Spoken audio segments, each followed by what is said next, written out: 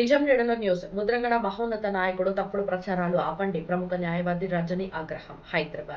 హైదరాబాద్లోని సింధు ఆసుపత్రిలో చికిత్స పొందుతున్న మాజీ మంత్రి ముద్రగడ పద్మనాభం భార్య పద్మావతి తనయుడు గిరిబాబులను ప్రముఖ న్యాయవాది రజని బుధవారం పరామర్శించారు. వారి ఆరోగ్య పరిస్థితిని అడిగి తెలుసుకున్న అనంతరం ఆవిడ స్థానిక మీడియాతో మాట్లాడారు. ఈ సందర్భంగా కాపు ఉద్యమ నేత ముద్రగడపై తప్పుడు ప్రచారాలపై ఆమె తీవ్ర స్థాయిలో మండిపడ్డారు. ఆయన ఎవరి మనిషి కాదు, ప్రజల మనిషి. వైఎస్ జగన్మోహన్ రెడ్డి పంపిన ఫ్లైట్ని సైతం తిరస్కరించి తన ఆత్మగౌరవాన్ని కాపాడుకున్న మహోన్నత వ్యక్తి ఆ నాయకుడు అని రజని గుర్తు చేశారు.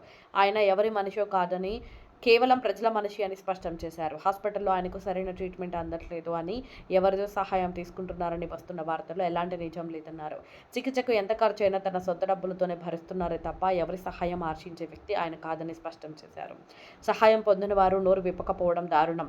గతంలో కాపుల ఓట్ల కోసం, రాజకీయాల అవసరాల కోసం ఆయన చుట్టూ తిరిగిన టీడీపీలోని బలమైన నాయకులు, ఆయన చేతుల మీదుగా సహాయం పొందిన వారు ప్రస్తుతం ఆయనపై జరుగుతున్న తప్పుడు ప్రచారాలను చూస్తూ కూడా ఎందుకు మౌనంగా ఉంటున్నారని రజని ప్రశ్నించారు.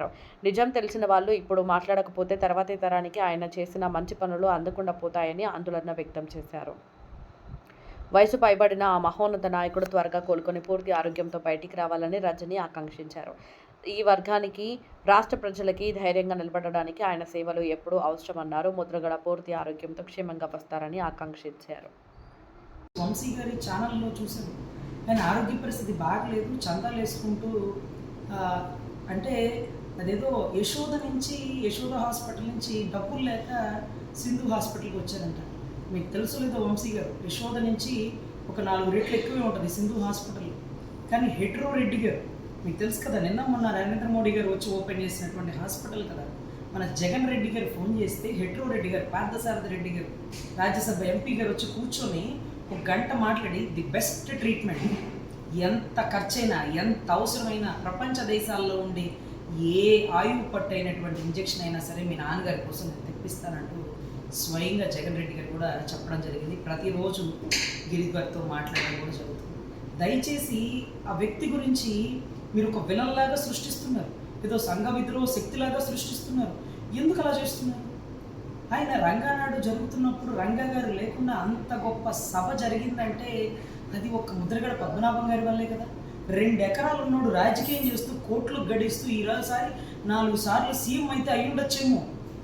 కానీ 200,000 ఎకరాల ఆసామి అన్నీ కోల్పోవడమే కానీ ఏ రోజు తిరిగి ఆశించేటటువంటి మనిషి కాదన్న వ్యక్తి అక్కడున్న వాళ్ళందరికీ తెలుసు. ఆయన సహాయం పొందిన వాళ్ళకి తెలుసు, ఆయన చేతితో వడ్డించి చిన్న వాళ్ళకి తెలుసు. ఏ కేసులు లేదు, ఏ స్కాములు లేవు, ఏ ప్రాజెక్టులో డబ్బులు తిన్నవాళ్ళు కాదు, ఎప్పుడు రూపాయి పెట్టేవాళ్ళే. మొన్నటి రోజు ఇందాక చెప్తున్నాడు గిరి, మొన్నటి రోజు అంతకుముందు ఇదే సంవత్సరం క్రితం ఐసీయూలో పెట్టి సీరియస్ అయిపోయే పరిస్థితుల్లో ఆయన ఎవరు, ఏదైతే జగన్ రెడ్డి గారు ఒక ఫ్లైట్, తర్వాత ఆయన ఎవరండి చలమల శెట్టి సునీల్ గారు ఒక ఫ్లైట్ పంపిస్తున్న, నాన్న వాళ్ళు ఫ్లైట్ పంపించారు నాన్న, మనం తొందరగా వెళ్ళాలి అంటే ఆక్సిజన్ది మాస్క్ తీసి ఎప్పుడు చెయ్యి పైనే ఉండాలి, కింద ఉండకూడదు, ఒక సాయం అర్థించద్దు గిరి, మన వెహికల్లో అంబులెన్స్లోనే వెళదామంటూ చెప్పినటువంటి వ్యక్తి. అసలు ఆశ్చర్యం ఏంటంటే కాపు రిజర్వేషన్ కోసం టీడీపీకి శత్రువు అయిపోయాడు. కాపు రిజర్వేషన్ అడగకపోతే చంద్రబాబు గారికి మంచి సన్నిహితులండి. చంద్రబాబు గారిని విభేదించి బయటకు వచ్చింది కాపు రిజర్వేషన్ కోసమే. ఆయన ఇచ్చిన మాట నిలబెట్టుకోలేదు. మా కాపులకి ఏం చేస్తున్నామని అడిగినటువంటి ఒకే ఒక్క నాయకుడు, ఏ నాయకుడైనా నాకు కులముద్ర వేయొద్దు, కులానికి నన్ను అంటగట్టద్దు, ఒక కులానికి వేయొద్దు అన్నటువంటి నాయకుడు ఒక పక్కనైతే, కుల రిజర్వేషన్ కోసం అప్పుడున్న బలమైన పార్టీ టీడీపీని వదిలి బయటకు వచ్చింది కేవలం కాపుల కోసమో ప్రజల కోసం. దయచేసి గుర్తించండి. పోలవరం టైం జరుగుతున్నప్పుడు రాజశేఖర రెడ్డి గారికి ఎదురెళ్ళారట.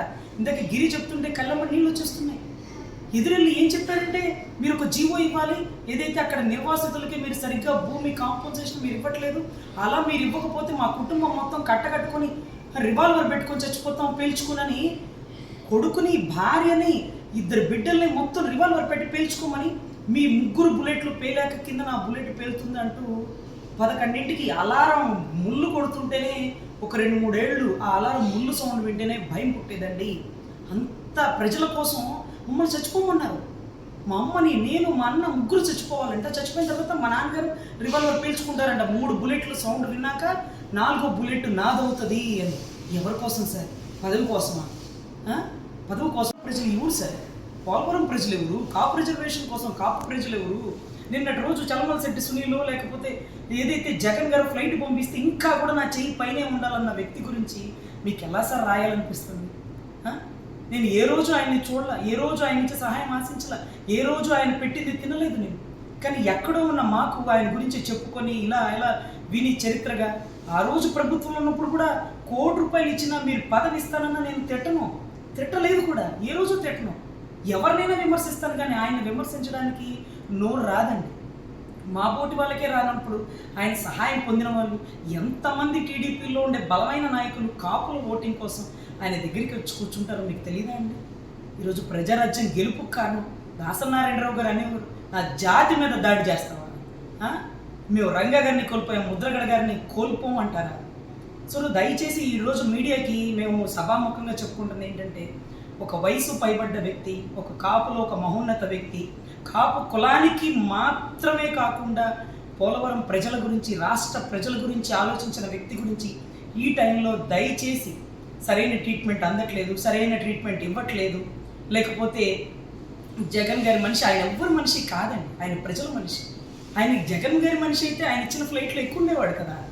ఈరోజు ఆయన తన తండ్రిగా భావించి తన ట్రీట్మెంట్ ఇప్పించుకుంటున్నాడే కానీ ఆయన మళ్ళీ మాస్క్ తీస్తే ఎంత ఖర్చు అయింది, మొత్తం మీరే పెట్టుకోండి, ఎవరి సహాయం తీసుకోకండి అని చెప్పేటటువంటి మహోన్నత వ్యక్తి గురించి దయచేసి రాయకండి, తప్పుడు స్టేట్మెంట్లు ఇవ్వకండి.